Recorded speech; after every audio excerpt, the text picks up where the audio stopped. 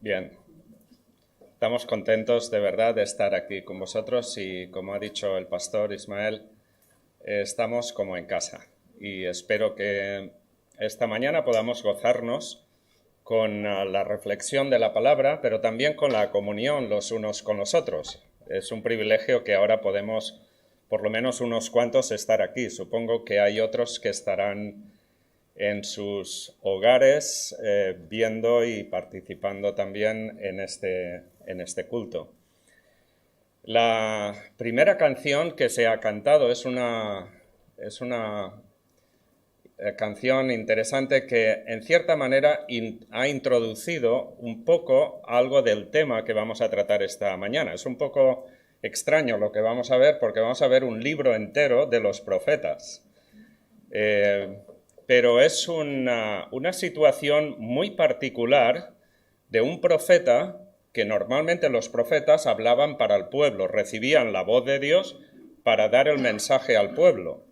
Sin embargo, en el caso de este profeta, es un mensaje del profeta hacia Dios y de Dios hacia el profeta, pero que también revierte en el pueblo. Era un problema que el profeta tenía, o sea que normalmente los profetas hablaban de los problemas del pueblo, pero en este caso el profeta tenía un problema con Dios. Y por tanto el tema que se trata en su libro es la propia situación del problema que él tiene con Dios, pero que evidentemente repercute también en el pueblo y Dios aprovecha este momento para poder dar un mensaje hacia el pueblo. Dice la primera canción que hemos escuchado: escucha, oh Dios, mis palabras y considera mi gemir. Esa era la primera canción. Y eso es lo que le ocurre a este profeta, porque él tiene un gemido con Dios. ¿Hasta cuándo? ¿Hasta cuándo clamaré a ti y tú no contestarás? Y tú no escuchas. Es curioso porque esa expresión aparece tanto en el Antiguo Testamento repetidas veces por parte de Dios hacia el pueblo, hacia su pueblo, Israel. Escucha, oh Israel, ¿hasta cuándo no andarás en mis caminos? También en el Nuevo Testamento escuchamos ese lamento en las palabras de Jesús. ¿Hasta cuándo estaré entre vosotros? Porque ellos, a pesar de que veían los milagros, no creían en él. Y también aparece esta expresión en el Apocalipsis, por boca de creyentes que han sufrido la persecución en este mundo y que su sangre se ha derramado injustamente por aquellos que odian a Dios. ¿Hasta cuándo no vengarás nuestra sangre de estos perseguidores? Es muy interesante esta expresión. Estamos hablando del profeta Habacuc. Y aunque vamos a ver todo el libro, pero leeremos algunos versículos y veremos la secuencia de un proceso que el profeta tiene que pasar. Y lo que vemos es que él se mueve en un proceso de diferentes pasos, desde la angustia que él tiene, sobre todo por no entender por qué Dios calla ante su ruego, y la actitud que él tiene que tomar frente a la respuesta de Dios. Y encontraremos ahí que él primeramente se encuentra en esa situación de angustia, de ver que Dios no responde a su clamor, y luego cuando Dios responde, lo que responde Dios le frustra más que lo anterior. Y a partir de ahí él tiene que posicionarse frente a la respuesta de Dios para llegar hacia la madurez espiritual. La segunda canción que cantamos habla de la seguridad de la fe. Y precisamente es en este profeta el que Dios le afirma: el justo por la fe vivirá. Y esa expresión la repite el apóstol Pablo en 2 ocasiones. Primero en Romanos y luego en Gálatas. El justo por la fe vivirá. Y es importante que entendamos qué significa vivir por fe. Porque claro, muchas personas piensan que vivir por fe es una especie de sentimiento emocional. Y cuando llega Semana Santa y vemos ciertas expresiones emocionales, podemos pensar, cuánta fe tiene esta persona, que llora, qué tal. No, eso no es necesariamente la fe. Evidentemente la fe tiene una dimensión espiritual, pero es mucho más profunda que simplemente emociones. Es una convicción. La fe requiere conocer, requiere pensar. Si uno no piensa y conoce al objeto de la fe, que es Dios, realmente jamás podrá alcanzar la verdad de Dios. Es necesario que entendamos ese principio. La fe requiere pensar, conocer a Dios. Y es cuando conocemos a Dios que podemos ejercer fe en Él.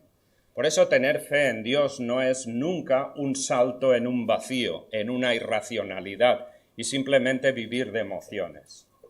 Es muy probable, como le ocurre al profeta Habacuc, que uno tiene una cuestión de duda acerca de Dios o de incomprensión de la persona de Dios, pero cuando uno conoce a Dios, aun cuando pasa por situaciones difíciles y críticas en la vida, como él estaba pasando y como él iba a pasar más, uno tiene la serenidad, la convicción de que aunque vengan tiempos difíciles, yo sé, como diría Pablo, en quién he creído. Y ese creer significa conocer. Por tanto, ¿qué debemos de hacer ante momentos de duda y de crisis como las que estamos viviendo? Bueno, ahora ya estamos mejor, ¿no? Estamos vacunados, ya podemos salir a la calle, nos podemos quitar la mascarilla en algunos momentos y hay una especie ahora de euforia que en cierta manera parece como que, bien, dejamos aquello atrás de la pandemia y ahora vamos a salir y a volver a nuestra vida anterior. Hay una situación degradable y una situación desastrosa más allá de la pandemia. Es la situación y la actitud en la cual vive el mundo actual de espaldas a Dios. Porque la pandemia puede afectar a nuestra vida cotidiana aquí, y también se ha compartido eso, ¿no? En la lectura que se ha hecho. La precariedad de la vida, lo frágil que es la vida aquí. Cuando el pastor leía esto, yo pensaba, bueno, seguro que los jóvenes que hay aquí piensan que no es así. Los que hemos nacido sobre mitad del milenio pasado, o sea, en el 1900 y pico, ya sabemos que la vida es frágil y pasa rápida, más rápida de lo que los jóvenes pueden entender. Pero lo cierto es que pase lo que pase en esta vida, cuando uno conoce a Dios y cuando uno tiene a Dios en su corazón, no simplemente de referencia externa, sino de referencia interna. En medio de situaciones difíciles y sabiendo que la muerte llegará en algún momento de la vida, uno puede decir, el justo por la fe vivirá. Yo sé que mi Dios vive.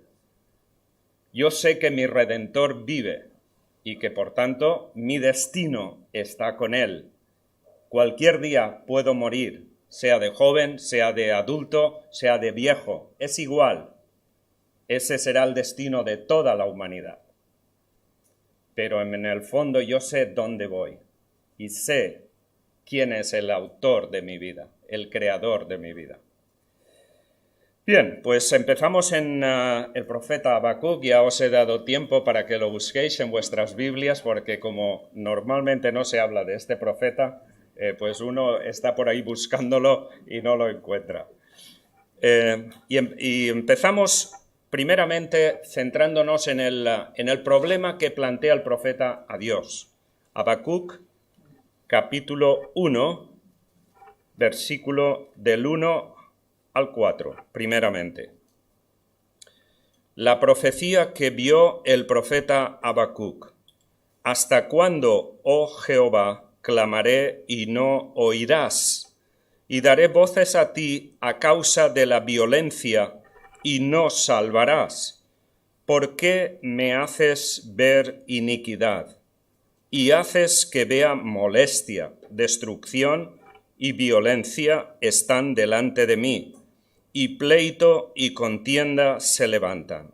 Por lo cual la ley es debilitada y el juicio no sale según la verdad, por cuanto el impío asedia al justo, por eso sale torcida la justicia. Lo primero que debemos notar en el versículo 1, capítulo 1, versículo 1, cuando dice la profecía que vio el profeta Habacuc. En realidad esa palabra profecía debería traducirse por otra expresión que es más acertada, es carga, la carga que tenía el profeta Habacuc. O sea, en principio era un problema personal de él. Él tenía una gran carga y él lo refleja en ese diálogo que él tiene con Dios. Y dice, ¿hasta cuándo, oh Señor, oh Jehová, clamaré y no oirás? Y daré voces a ti a causa de toda una serie de circunstancias. Violencia, también tiene que ver con iniquidad, molestia, destrucción, violencia otra vez, pleito, contienda, la ley es debilitada y el justo es asediado, o sea, las personas justas son asediados por aquellos que deberían defender la justicia social también. O sea, aquí se mezclan aspectos políticos y aspectos personales, aspectos relacionales. ¿Esto tiene algo que ver con la sociedad que vivimos ahora? ¿Verdad que no? Que ahora somos felices, no hay ningún problema, no hay ninguna tensión. No sé si este mundo es capaz, después de pasar una pandemia como esto, de observar, de fijarse de lo que está pasando en la sociedad. Hay padres que están matando a sus hijos. Hay hombres que están matando a sus mujeres. Hay mujeres que están matando a sus hijas y a sus hijos. Hay violencia por todas partes. Hay injusticia. La justicia no siempre defiende el derecho de los justos. Hay corrupción en todos los niveles. Y sobre todo hay un ataque visceral a todo lo que es cristiano, a todo lo que tiene que ver con el nombre de Dios. Hoy en día podemos defender y adorar públicamente a Buda, pero no hables de Jesucristo. Buda está en las casas de la mayoría de las personas, está en los colegios, está en los centros de atención primaria de la sanidad. Se practican filosofías del más allá, pero en realidad, si hablas de Jesús, notarás inmediatamente un rechazo. Es un mundo que ha dado la espalda a Dios, que vive de espaldas a Dios y que por tanto no le interesa el nombre de Dios. Por eso el mundo que vivimos para los cristianos cada vez será más hostil. Y pensemos en eso, hay cristianos hoy en día que están muriendo por el hecho de ser cristianos, que han sido desalojados de sus países, de sus lugares donde viven, y han tenido que emigrar a diferentes sitios por la amenaza sobre su propia vida. Aquí vivimos todavía bastante tranquilos, pero también hay persecución. Y por tanto los valores cristianos, como la defensa de la vida del ser humano, se han corrompido en este país, en donde estamos. Hoy en día, afectar a una persona por otros aspectos, pues bueno, es considerado un delito muy grave. O matar un huevo de un águila o de un animal es un delito muy grave. Pero destrozar a los niños en el seno de su madre es derecho. El cambio de orientación sexual, el hecho de que las personas pueden elegir por el sentir y no por la fisiología de la persona, es una corrupción en contra de lo que es el principio de la creación, hombre y mujer. Cualquiera que levante la voz en estos momentos de estas cosas será estigmatizado, será condenado.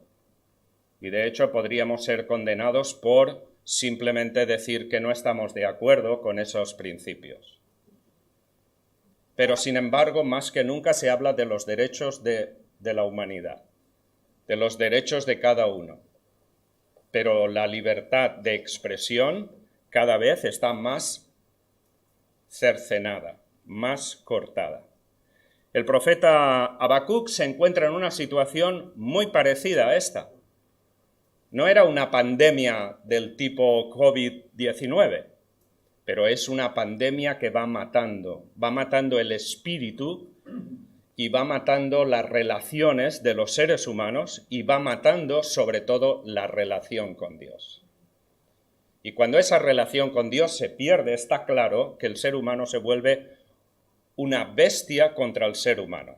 A mí no me extraña nada que haya tanta violencia en países industrializados como España, Europa, América, tanta violencia entre las propias personas que forman esas sociedades. Tenemos de todo, podemos vivir bien, podemos encontrar trabajo, pero a la vez hay odio, hay rencor, hay una actitud de desespero, de vacío existencial, y el ser humano es capaz de ir buscando por todas partes, tratando de encontrar un nuevo aliciente para encontrar sentido en su vida. El profeta Jeremías decía, Dios a través del profeta, te cansaste de tanto caminar, porque buscaste tus soluciones, pero no dijiste, me rindo. Encontraste nuevas fórmulas, encontraste nuevas formas de encontrar diversiones y entretenimientos, pero no dijiste, me rindo.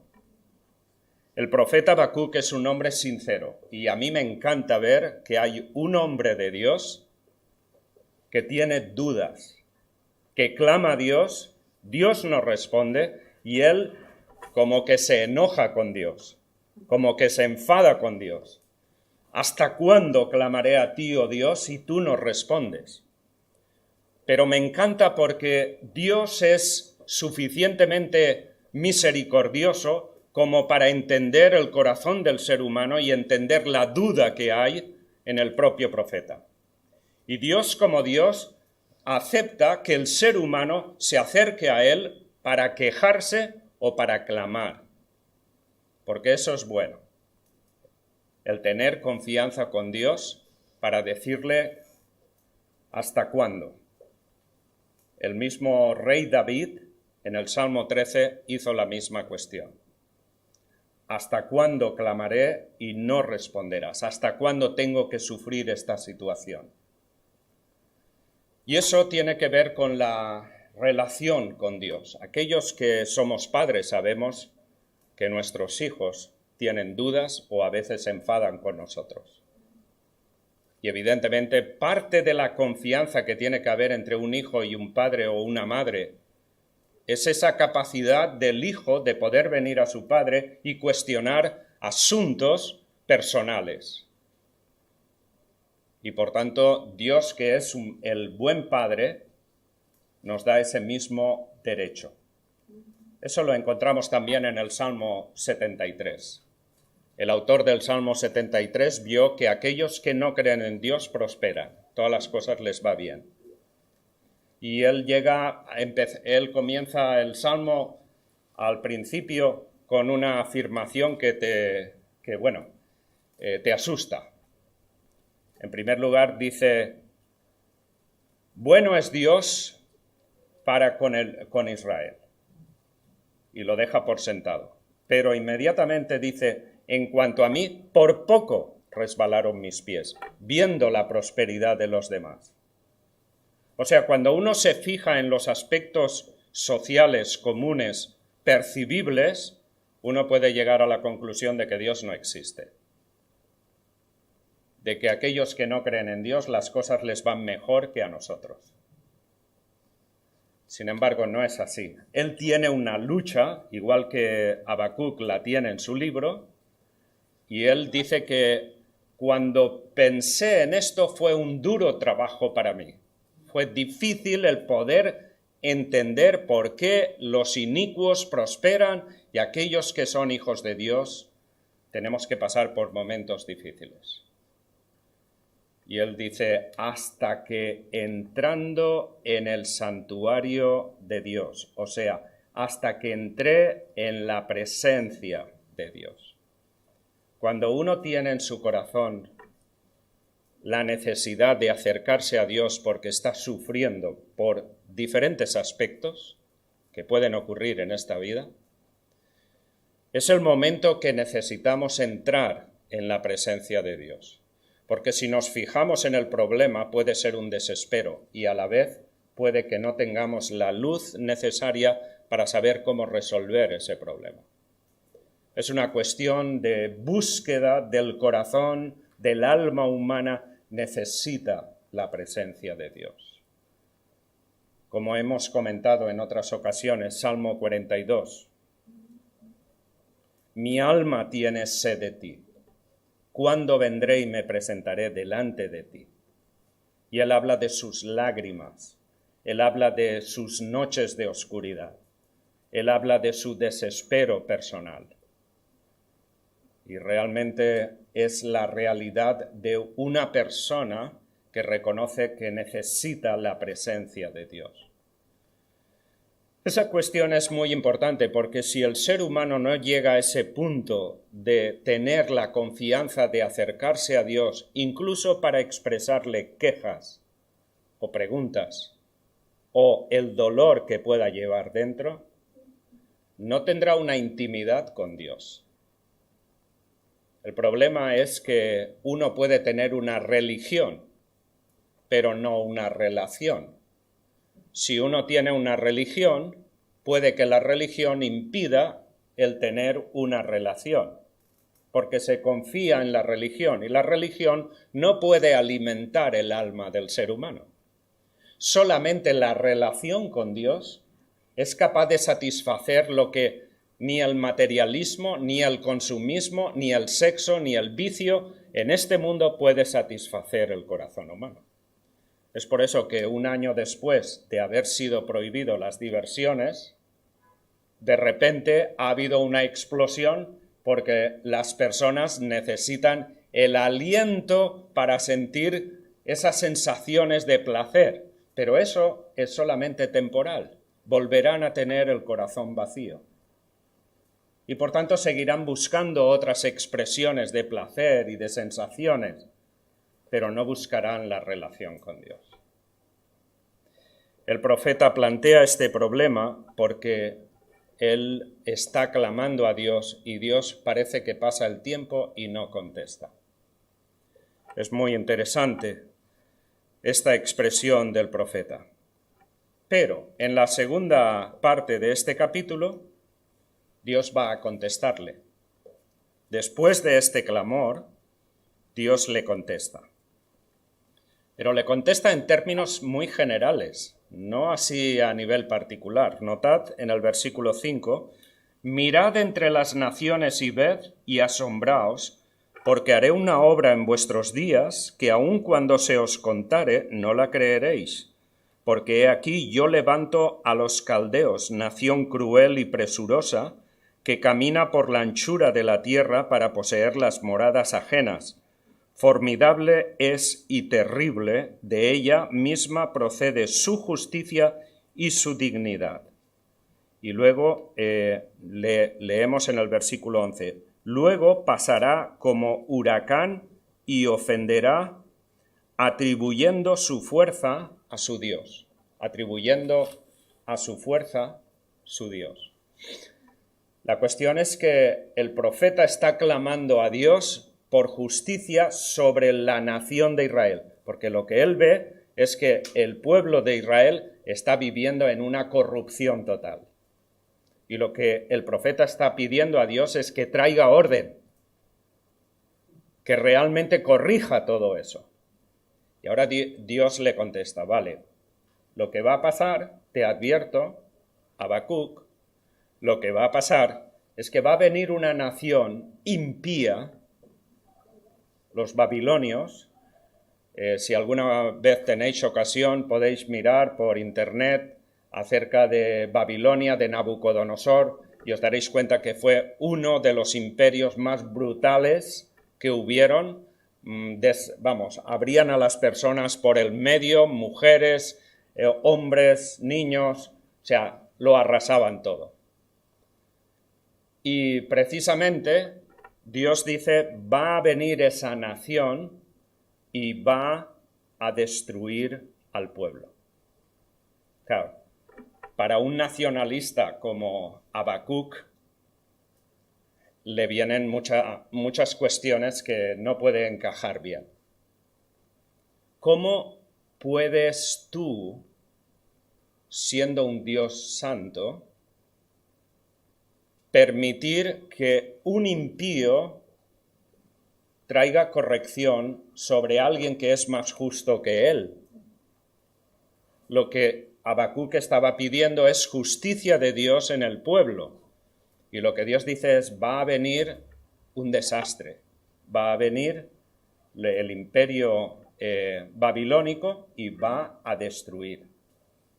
Y eso Habacuc no lo puede entender. ¿Por qué? En primer lugar, porque Dios es el Dios del pacto. Él utiliza el nombre Jehová. Y esa palabra Jehová es el Dios del pacto. Puede ser Jehová o puede ser Yahvé. Eso lo sabemos. Porque los judíos, cuando escribían el nombre de Dios, por no pronunciar el nombre de Dios en vano, solo escribían las consonantes. Entonces, según esas consonantes, puede ser Yahvé o puede ser Jehová. La cuestión es que, evidentemente, Habacuc tenía que pensar, pero tú no eres el Dios del pacto, ¿cómo vas a permitir que una nación injusta venga y nos destruya?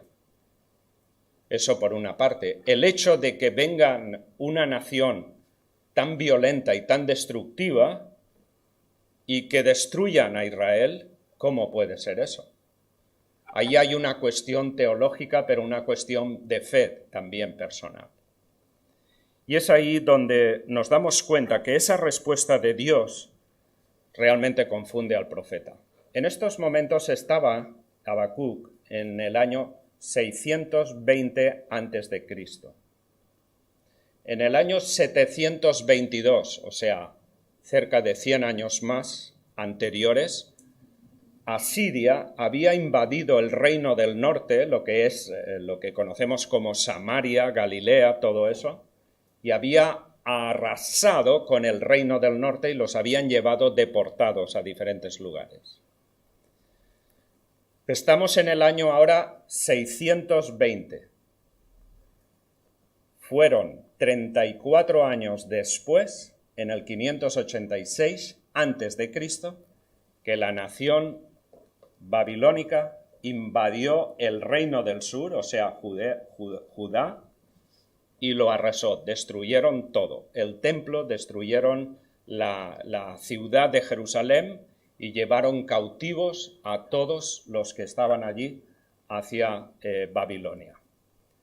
Entonces, Dios le dice a Habacuc, escríbelo en tablas porque es cierto lo que va a ocurrir. No sabemos si Habacuc llegó a ver eso, porque no sabemos la edad que él tenía cuando le llega este mensaje. ¿Me explico? Entonces, es probable que él muriese antes o puede que no. Puede que viviese esos 32 años desde el momento que recibe la profecía hasta que realmente ocurrió el desastre del 586. Pero realmente él tiene ahora que situarse con esta respuesta de Dios. Y en muchos casos ocurrirá que nuestros problemas personales, privados, que tenemos de familia, economía, trabajo y a veces de enfermedad u otras situaciones, estaremos clamando a Dios y a veces nos podemos encontrar en ese silencio que Dios no contesta. ¿Cuántas veces ha ocurrido en la iglesia que hemos estado orando por un hermano o una hermana enfermo con cáncer, con una situación difícil, y parece que Dios no contesta. Dios sabe el por qué responder o el por qué no responder. Pero en este caso lo que vemos es que el silencio de Dios provocó en Habacuc una búsqueda, una especie de impacto a nivel de pensamiento, a nivel de sentimientos y a nivel de acciones. Por tanto, ese silencio es un silencio que podríamos llamar terapéutico y a la vez instructivo. Porque cuando Dios calla, en ese silencio nos provoca a pensar y a buscar. ¿Por qué? Y también a plantearnos si mi fe es correcta, está enfocada correctamente, o simplemente tengo fe en un Dios en quien creo para que me sea como una varita mágica que solucione mis problemas. Ahí uno se tiene que plantear, ¿de verdad conozco a Dios? ¿De verdad amo a Dios? ¿O simplemente utilizo a Dios para mi propia conveniencia? Yo me acuerdo cuando era católico y cuando tuve 16 años, que un día cogí un coche, el coche de casa, sin carnet de conducir, iba con algunas personas en el coche. Yo conducía muy bien a los 16 años, pero conduciendo bien una moto en una curva entre los Campos de Valencia, se despistó y invadió mi parte. Yo me metí contra la valla del huerto que tenía a mi derecha, pero la moto chocó contra mí, ¿no? Y yo recuerdo pedirle a Dios que por favor me ayudase porque tenía una angustia impresionante, ¿no? Me iban a encerrar o yo qué sé, lo que pensaba. Y le pedí a Dios que por favor que me ayudase y yo haría todo lo que Él quisiera. Pero claro, y eso lo había hecho muchas veces en mi vida y nunca lo obedecí. Hacía lo que bien me parecía. Bueno, esta situación más o menos salió bien porque no era mi culpa. Eso la propia policía lo pudo determinar, pero sí que ocasionó una serie de gastos para la familia. La cuestión es que hacer promesas de hacer todo aquello que Dios quiere son muy fáciles de hacer cuando tú estás en esa angustia. Pero hacerlo en el día a día y saber cada día que amo a Dios, que camino con Dios y que quiero entender la voluntad de Dios. A veces Dios nos deja en el silencio. Y ese silencio es el que espolea, el que empieza a provocar en nosotros una búsqueda de la palabra, una búsqueda de Dios, pero sobre todo a plantearnos qué clase de fe tengo yo. ¿Realmente conozco a Dios? ¿Realmente amo a Dios? Las palabras de Dios al profeta Habacuc no le gustaron. No le gustaron. Y notad la perplejidad de Habacuc en el versículo 12 del capítulo 1. ¿No eres tú desde el principio, oh Jehová, Dios mío, santo mío? No moriremos, oh Jehová, para juicio lo pusiste, y tú, oh roca, lo fundaste para castigar. Está hablando del pueblo. O sea, ¿cómo vas a permitir que los babilonios vengan y nos castiguen y nos destruyan? Porque tú has puesto a Israel para juzgar a otros y para destruir a otros. O sea, no le encajaba la teología. Y continúa diciendo, muy limpio eres de ojos para ver el mal, ni puedes ver el agravio. ¿Por qué ves a los menospreciadores y callas cuando destruye el impío al más justo que él? Y esa respuesta de Dios fue lo que podríamos decir, como solemos decir aquí, es peor el remedio que la enfermedad. Ojalá me hubiera callado. Pero ahora que he clamado y Dios me responde, ahora sí que estoy frustrado. Esto sí que no lo puedo entender. Y realmente él se da cuenta de que tiene un problema serio. Probablemente ahí no nos lo dice, pero hay todo un debate dentro del propio profeta tratando de encajar esta respuesta. Y a lo que él llega lo encontramos en el capítulo 2, en los primeros versículos. Y eso es muy importante que lo entendamos. No siempre encontrarás la respuesta de Dios que tú quieres. La respuesta de Dios puede ser sí, puede ser no, o puede ser espera. Y si esa respuesta no es la que queremos, tenemos que tomar una decisión. ¿Ahora qué hago? Mucha gente han dicho, yo no creo en Dios. Si Dios es tan bueno, ¿por qué permite estas cosas? Eso ha llevado a muchas personas a abandonar a Dios porque simplemente estaban utilizando a Dios como una varita mágica para su propia satisfacción. Y no han progresado, no han avanzado en la fe. Dios le dice, el justo por la fe ha de vivir. Y la fe tiene que ver con esa relación personal. Lo que yo quiero es a Dios, no que simplemente me solucione los problemas. Yo ya sé que en este mundo voy a tener problemas y que habrán momentos muy difíciles. El problema muchas veces dentro de la iglesia evangélica es que hemos escuchado un mensaje de acepta a Jesucristo y todos tus problemas desaparecerán. El Señor Jesús fue muy claro al decirle a los discípulos, en el mundo tendréis aflicción, pero confiad, yo he vencido al mundo. Es importante entender que nosotros seguimos los pasos de Jesús. Y en los pasos de Jesús, Él aprendió obediencia por el sufrimiento. Lo dice muy claro el libro de Hebreos en el capítulo 5. Jesús aprendió obediencia por lo que sufrió. Y aunque Él clamó con lágrimas al cielo, fue oído. Sí, fue oído. Dios el Padre le oyó, le escuchó, igual que Dios nos escucha a nosotros, pero no fue librado.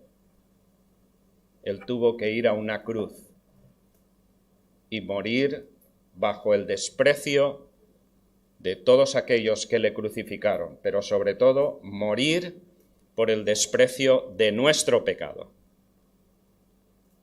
Él murió por el pecado de la humanidad. Y ahora la humanidad lo único que hace es seguir despreciándole. No solamente a Dios, sino el sacrificio que Él hizo por la humanidad. Qué triste. Jamás el ser humano conocerá el verdadero amor si no conoce a la persona de Dios. El profeta llega a ese punto, a esa decisión. Capítulo 2. Sobre mi guarda, o sea, sobre mi punto de vigía, estaré y sobre la fortaleza afirmaré el pie y velaré para ver qué se me dirá y qué he de responder tocante a mi queja. Es muy interesante que el profeta, frente a esa confusión, él toma una decisión de afirmarse y ponerse en su sitio. En primer lugar, notad eso. Me pondré en mi sitio. Ese es el principio. O sea, no estoy de acuerdo con lo que Dios acaba de decirme, pero yo conozco a Dios, amo a Dios.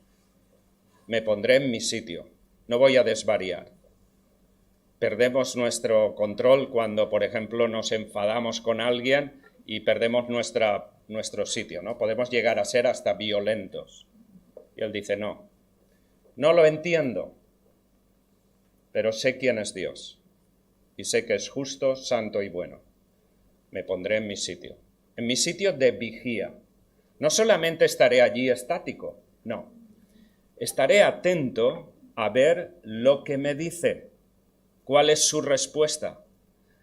Quiero comprender qué significa esto que me ha dicho, que choca confrontalmente conmigo y que no estoy de acuerdo.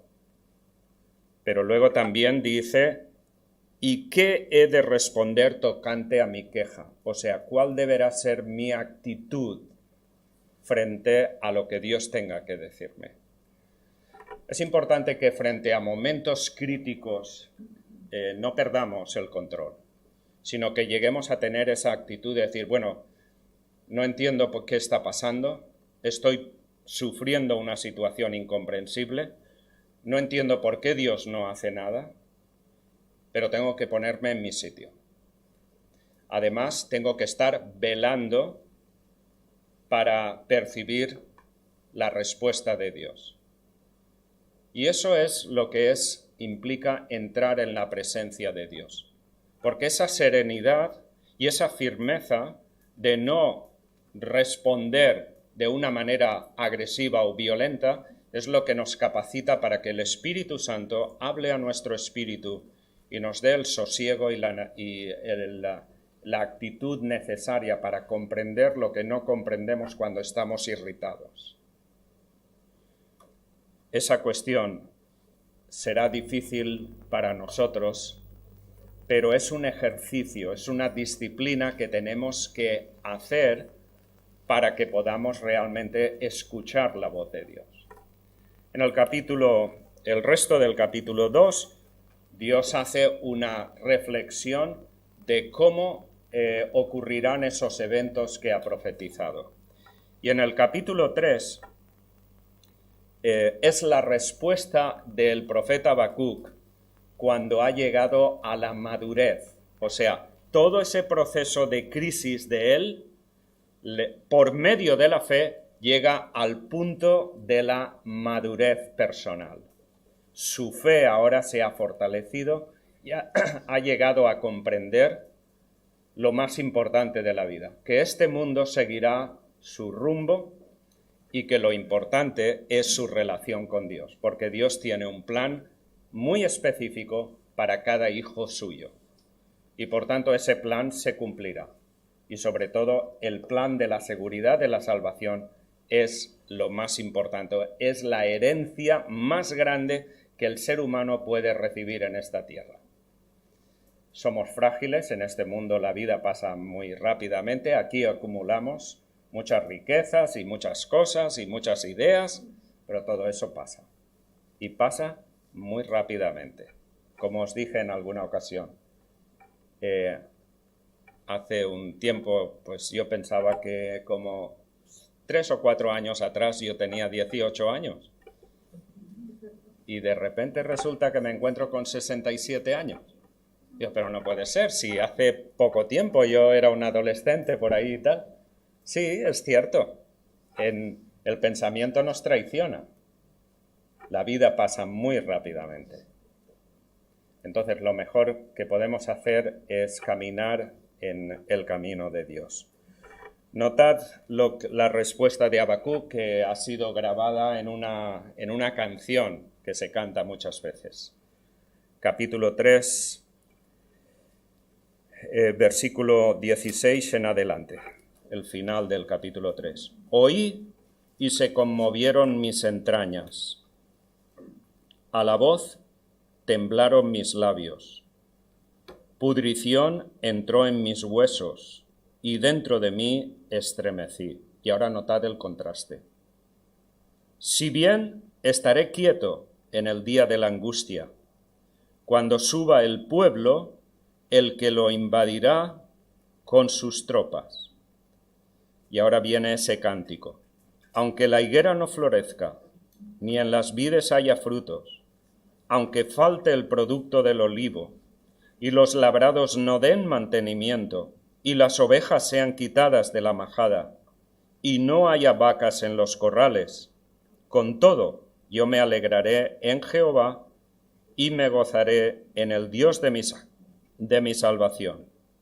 Jehová el Señor es mi fortaleza, el cual hace mis pies como de ciervas, y en mis alturas me hace andar. Es la expresión, el canto, fijaos, primeramente sus entrañas fueron estrujadas, pero en medio de esa situación él es capaz de cantar este cántico. Aunque falte todo en la vida, mi herencia es Dios. es Dios, es la mayor herencia que el ser humano puede tener. Y eso no se consigue ni con dinero, ni con prestigio, ni con ningún esfuerzo humano. Es una relación que Dios ofrece al ser humano por medio de la gracia, para que el ser humano que le busca en espíritu y en verdad llegue a conocer a Dios y establecer una relación vital para el resto de la eternidad, no solamente para los pocos años que vivimos aquí en esta tierra. Bien, hermanos, espero que esta reflexión nos pueda ayudar a continuar madurando en nuestra fe, porque la fe tiene que crecer, tiene que madurar. La fe no es algo estático, es algo que nos ayuda a afrontar los retos de la vida diariamente, los problemas de familia, los problemas personales, los problemas laborales, cualquier tipo de problemas. Nuestra relación debe ser siempre clamar a nuestro Dios. Esta semana podéis leer este libro, reflexionar sobre todo esto. No lo dejéis simplemente como, un domingo más y un sermón más. Lo importante es lo que Dios pueda decirte a ti, no a mí, sino a ti, leyendo estas palabras y dedicando el tiempo necesario para meditar en ellas. Porque eso es lo que Dios quiere de ti. Te quiere a ti. No quiere tu asistencia simplemente aquí. Te quiere a ti cada día. Disfrútalo. Amén.